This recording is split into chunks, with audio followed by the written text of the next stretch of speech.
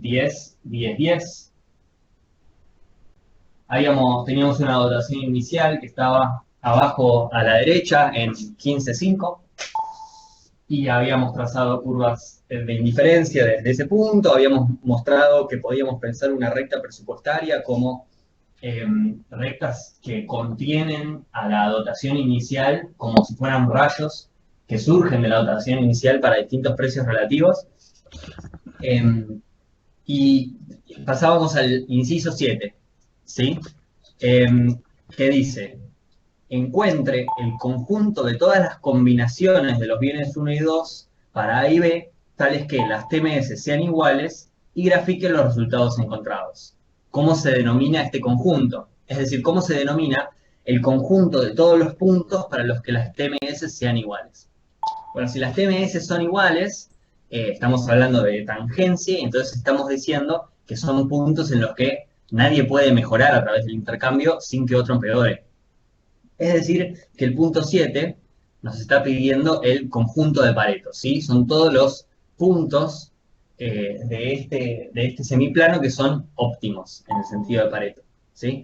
Y para eso tenemos tres condiciones. Por un lado, teníamos la TMS de A, esto ya lo habíamos calculado y habíamos visto que era X2A sobre X1A.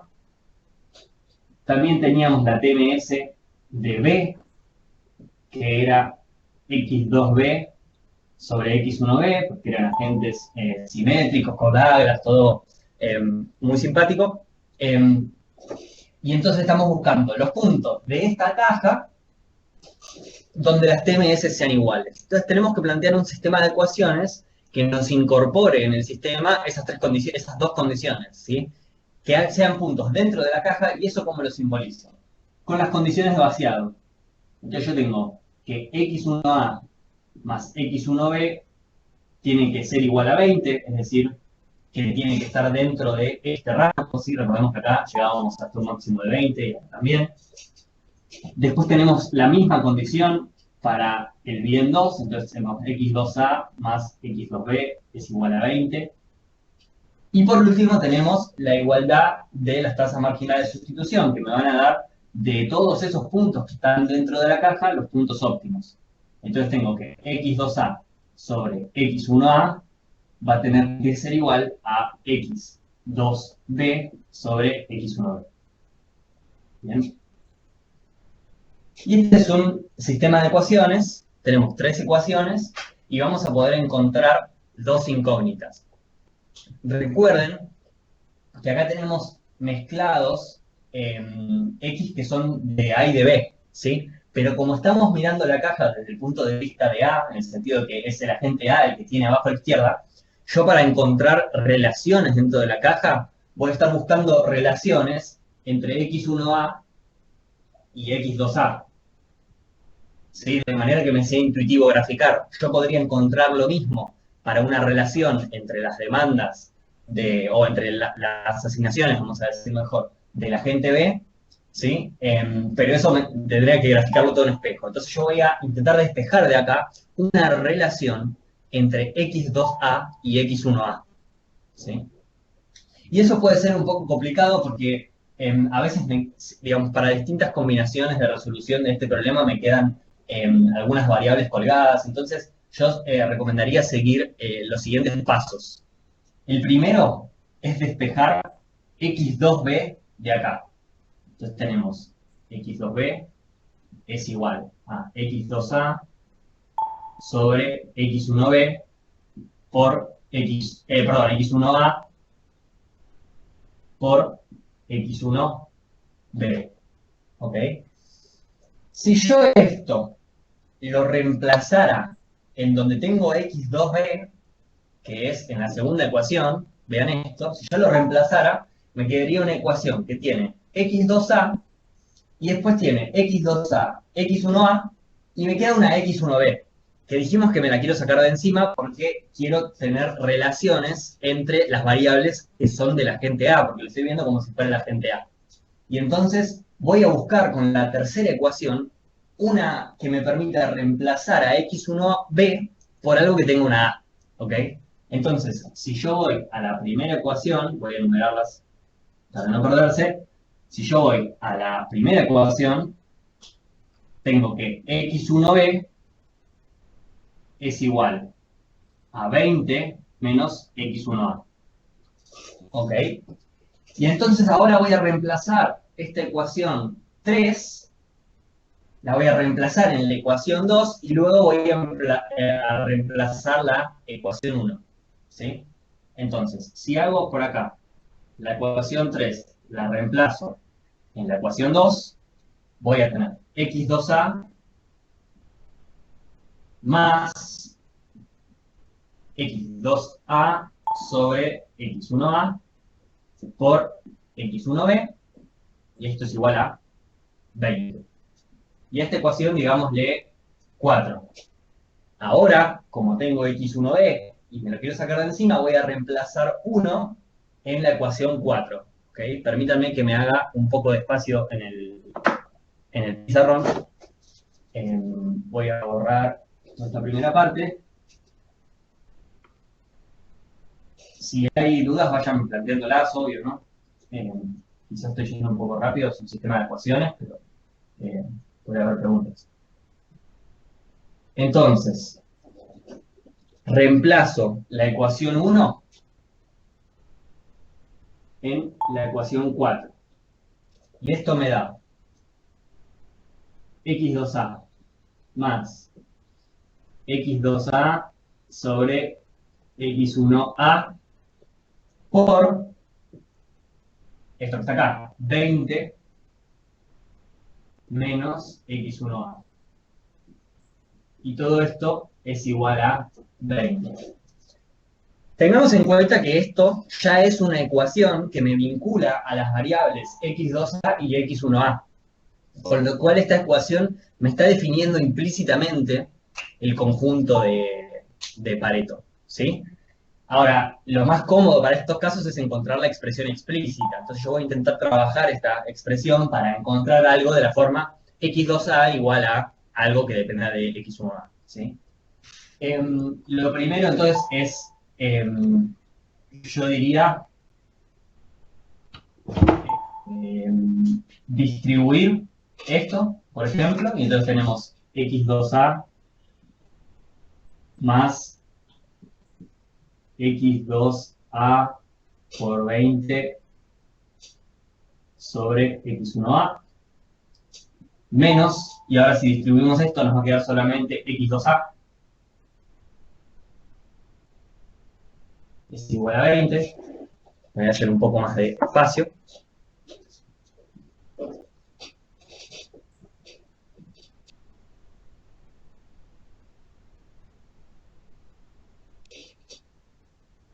¿Verdad?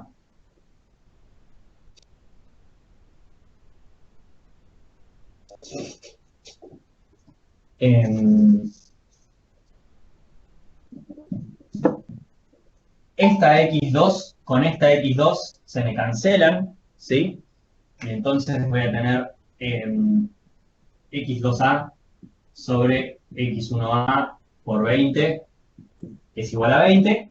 Si paso el 20 dividiendo y paso la x1 multiplicando, tenemos x2a igual a x1a. ¿Sí? Entonces esto es una recta con pendiente 1 que pasa por el medio de la caja. Si teníamos una caja y recordamos que, por ejemplo, desde el punto de vista de A, este es el punto 0, 0 y este es el punto 20, 20, en 20, 20, 20 es igual a 20, trivialmente, y entonces esto es una recta que une las esquinas de la caja, ¿sí? Y pasa, algo interesante o importante, es que pasa por el medio de la caja, que era el punto 10, 10, visto desde el punto de vista de A. ¿Sí? Era nuestro equilibrio competitivo del inciso 4. Y entonces, no sé si hay alguna pregunta, pasamos para el inciso 8, que dice, verifique que la asignación de equilibrio encontrada en el inciso, era el inciso 5, perdón, que es el equilibrio competitivo que habíamos encontrado, pertenece al conjunto que estableció en el inciso 7, que es el de recién. ¿Sí? Nuestra asignación, les recuerdo, era 10, 10, y teníamos 10 para acá, para todos lados, ¿sí? Y entonces verificamos que este punto satisface que x2a es igual a x1a, bueno, sí, 10 es igual a 10, entonces pertenece a esta recta, sí, pertenece al conjunto de Pareto. Y el inciso dice, este resultado está garantizado por un teorema, en un cielo, ¿sí? Bueno, ese teorema es el primer teorema del bienestar, ¿sí? Que vieron en las clases teóricas, que estuvieron discutiendo también en la clase de externalidades, que dice que bajo ciertas condiciones un equilibrio competitivo es un óptimo de Pareto, ¿sí? Y la pregunta, una pregunta teórica importante o interesante sería, ¿cuáles son esas condiciones? O sea, ¿cuáles son las condiciones más generales bajo las cuales un equilibrio competitivo es un óptimo de Pareto, o sea, pertenece al conjunto de Pareto, ¿sí? Y acá yo les estoy complementando la teoría, ¿sí? Esto es importante. Esas condiciones son mercados completos, mercados completos. Ahora vamos a ver un poco qué es esto. Esto es que no haya, otra vez, que no haya poder de mercado.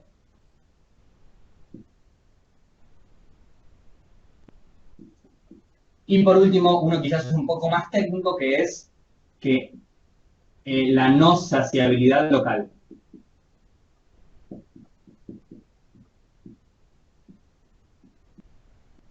Estas son las condiciones para que se cumpla el primer teorema del bienestar. ¿Qué significa que no haya, que los mercados sean completos?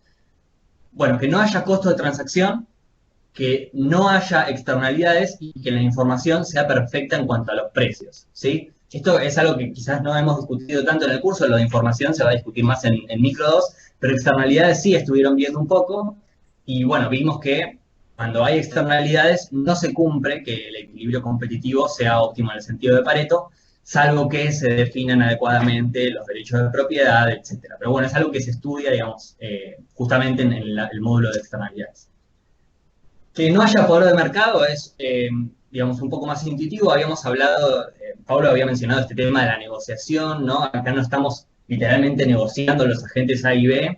Si eso fuera así, alguno podría intentar aprovechar la situación para obtener mayores rendimientos y entonces podría haber algún tipo de poder de mercado. Acá estamos asumiendo que no, que detrás de esto hay agentes atomizados que no pueden influir directamente en los precios, sino que los precios se les dan, vienen dados. Y entonces no hay poder de mercado, es otro de los supuestos y acá se estaría cumpliendo.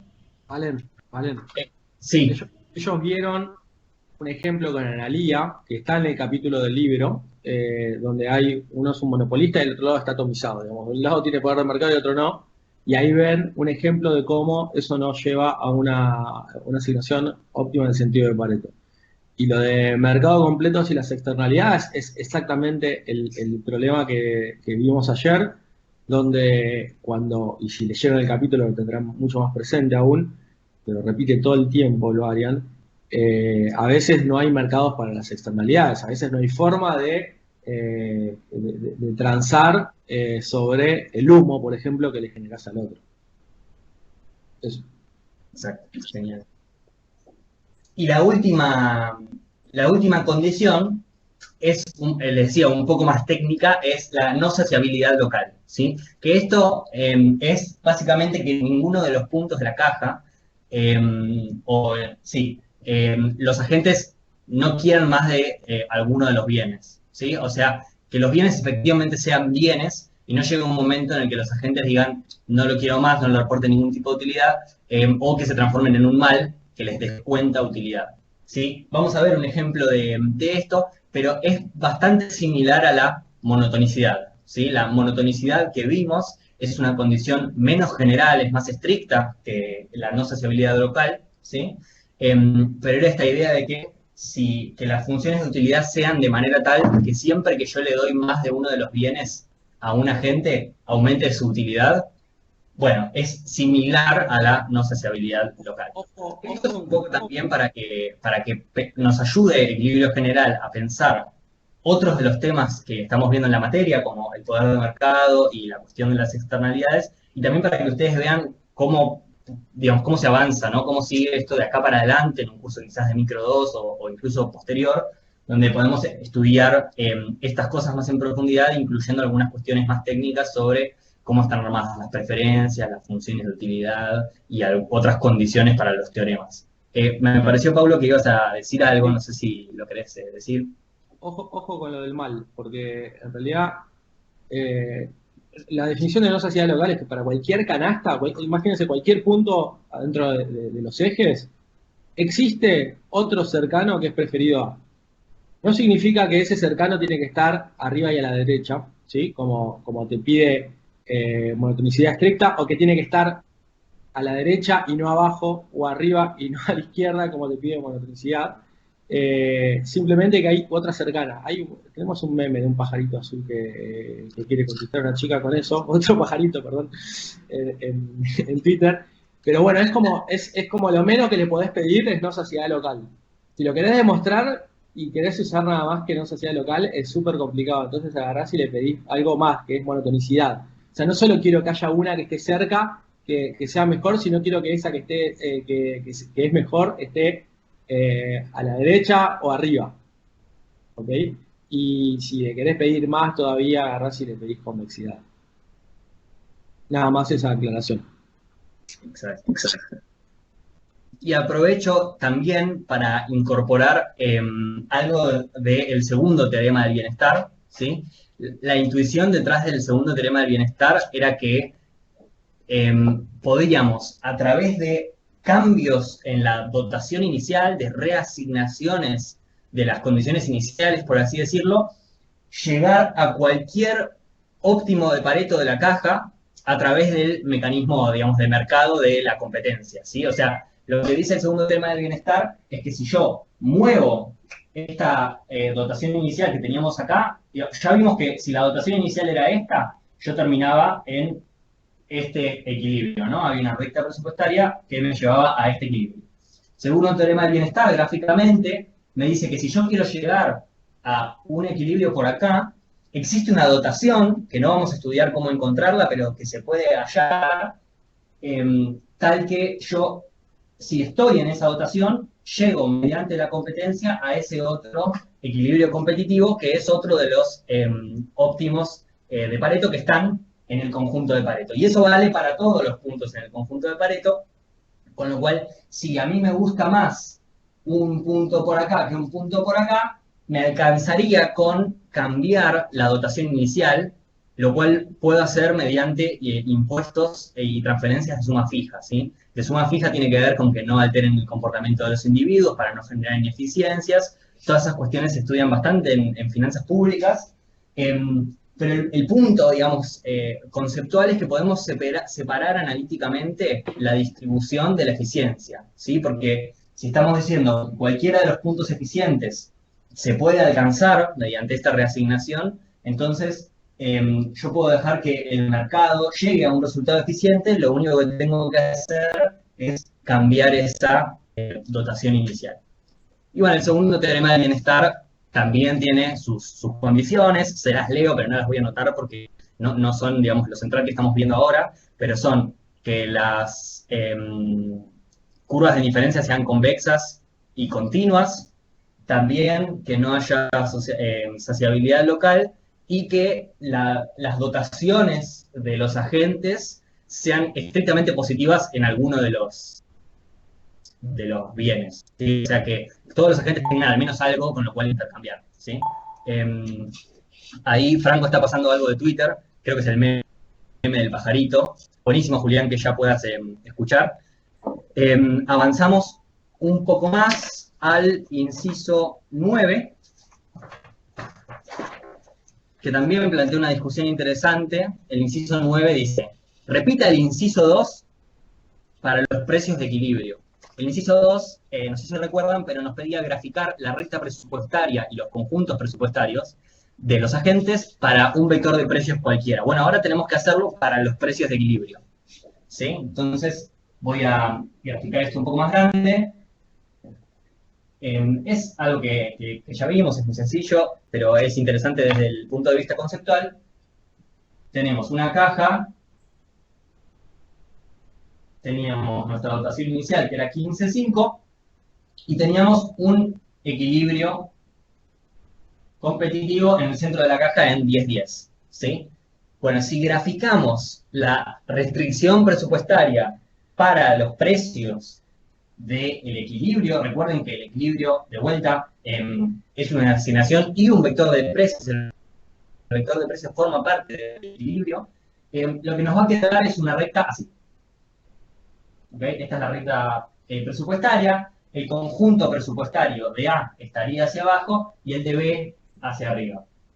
Y sabemos, como este es un punto óptimo en el sentido de Pareto, que las curvas de indiferencia, perdón, y los agentes son Coe-Douglas, tienen preferencia de tipo Coe-Douglas, hay una curva de indiferencia para cada uno de los agentes que pasa por este punto y que son tangentes, ¿sí? Las dibujé un poco separadas, pero creo que se entiende el punto, ¿sí? Entonces, lo interesante es que para la asignación de equilibrio, para el equilibrio competitivo y para esos precios, la recta presupuestaria es tangente a ambas curvas de indiferencia, ¿sí? Esto lo estuvieron discutiendo un poco en la clase de externalidades, esta idea de que en el equilibrio la recta presupuestaria es tangente a las curvas de indiferencia, ¿sí? Entonces coincide justo con esa pendiente. Y eso no pasa para otros óptimos en el sentido de Pareto, por ejemplo, por acá, ¿sí? Yo podría tener una tangencia por acá, pero dada esta dotación inicial,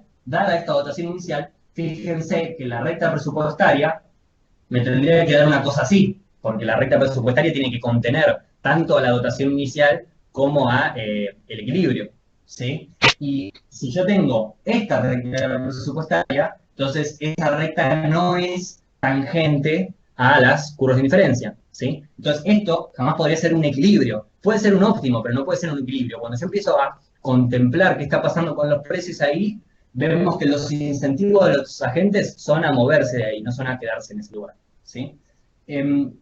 Pero veíamos, según el segundo teorema del bienestar, que podríamos intuir si la recta presupuestaria tangente tiene que pasar por ahí, entonces la reasignación para yo llegar a este equilibrio tiene que estar por acá, ¿se entiende? O sea, si yo les saco a los agentes y les doy de manera que terminen acá, bueno, entonces sí podría terminar en ese otro equilibrio competitivo, ¿ok? Y la pregunta es, ¿siempre será así? O sea, ¿siempre pasa que hay tangencia entre la recta presupuestaria y las curvas de indiferencia? Y la respuesta es que no, ¿sí? Bueno, eso lo vieron un poco en teoría del consumidor, ¿sí? Cuando vimos equilibrio parcial, ustedes vieron que puede haber soluciones para el problema de algunos de los consumidores que sean soluciones de vértice, donde no hay tangencia, porque las curvas de indiferencia no son suaves, entonces se da en un punto y no hay una tangencia ahí. Y también puede haber, eso serían soluciones de vértice, y también puede haber soluciones de esquina, ¿sí? También lo vieron en teoría del consumidor con las preferencias cuasilineales, que puede pasar que el punto óptimo para la gente sea justo donde se corta la caja, le gustaría ir un poquitito más allá, pero pasaría a tener cantidades negativas y eso no se puede, digamos. Entonces en ese punto tampoco hay tangencia, pero es el punto óptimo. Y entonces se podrían dar equilibrios en esos lugares, ¿sí? En vértices y soluciones de esquina, donde, bueno, no hay tangencia, pero siguen siendo equilibrios competitivos, ¿ok? Y recordemos que las condiciones que hemos establecido sobre la convexidad y la continuidad eran condiciones suficientes, pero no necesarias. O sea, no necesariamente se cumple esas condiciones y por lo tanto no necesariamente se cumple la tangencia que estamos viendo en este ejercicio, ¿sí?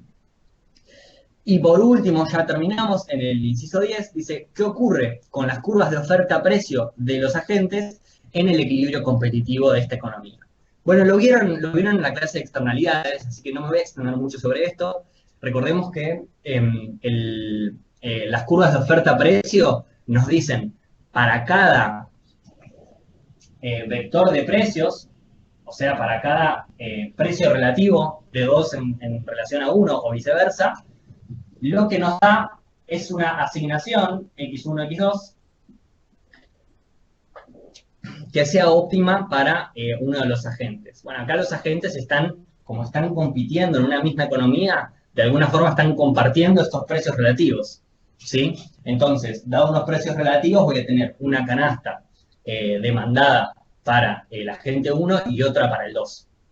En los puntos en los que esas canastas coinciden, tengo precios relativos para los cuales cada uno de los agentes está demandando una canasta óptima, ¿sí? O sea, para los puntos de esta caja donde se cruzan las curvas de oferta-precio, voy a tener agentes que están en su óptimo dados los precios relativos. Bueno, vimos que si además se cumple la tangencia, entonces eso es un equilibrio competitivo. Habían surgido preguntas en la clase de ayer sobre por qué no dibujábamos esto, o bueno, en realidad no sé si surgió justo esa pregunta, pero sí esta cuestión sobre si las íbamos a dibujar o no.